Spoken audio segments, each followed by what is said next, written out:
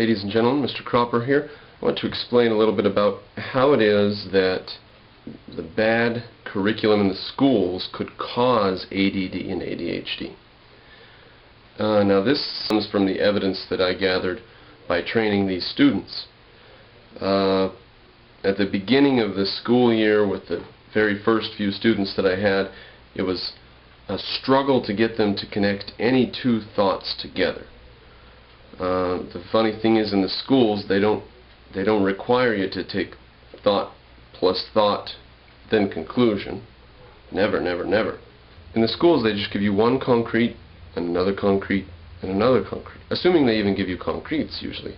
Floating abstractions will do just fine. But they don't connect things. Now, in my school it's a constant, this is like a muscle, the ability to focus your mind and say, okay, there's a concrete and here's a concrete, and what is their relation? What conclusion do I get? Why are these two concretes back to back? Why do they come together? And the kids almost always get the conclusion I want them to get, because I'm leading them down a path to realize some profound truth that mankind has discovered. But they don't always get it. Sometimes that's what I'm there for, is to guide them and saying, well, okay, that's true, but that's not significant. Let's not talk about that right now. Well, that's true as well, but that's also not very important because, and then I give them the real point. They're all, wow, okay, so their ability to focus and to look at 2 or 3 or 5 concretes and think about the similarity between them. The Persians are bringing an extremely, extremely large army. So big, in fact, that they have to feed it with boats that keep on bringing food from Persia. Well, do we have to defeat the army, or just make the army hungry so it can't eat and make it withdraw? Daniel, which one? And Daniel says, he's gotten it right since then, but he used to say, attack the army. But, like I say, he's gotten it right since then. Their ability to focus has increased. Like I say, it's a muscle that has to be flexed. And students who tell me outright that they cannot memorize things, they know they can because they've been told this in school. And they've been told by their mothers, probably, you're just not good at memorizing, sweetheart, that's just you, and you're okay. You know, have memorized a poem. They memorized it, they're fine, and they'll memorize more.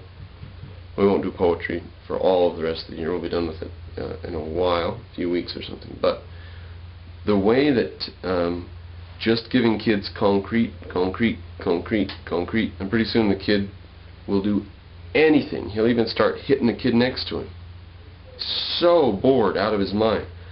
If on top of that he's got a bad situation at home where his parents always tell him to shut up and make him go to his room and ground him all the time for different things and stuff, and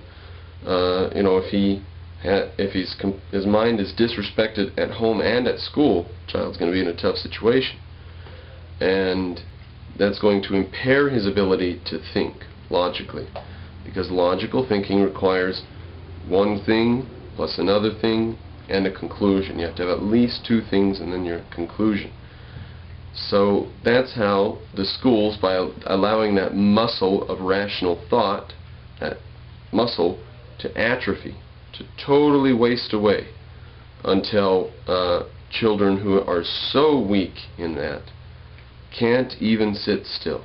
That muscle's gone. They can't even sit still to write on their paper. If they could even focus on the thing they're supposed to write.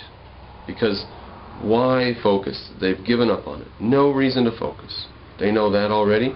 They know that there's nothing significant going to be given them, and it becomes less and less significant the higher grade you get into. So, I don't know how much more can be said about that. ADD is real. It's measurable. It's a fact. It does disturb learning environments, but what causes it? Why are kids and adults who have come up through our education system, including the private schools, they're no better, why is it that they can't pay attention to anything? Because they haven't been taught how.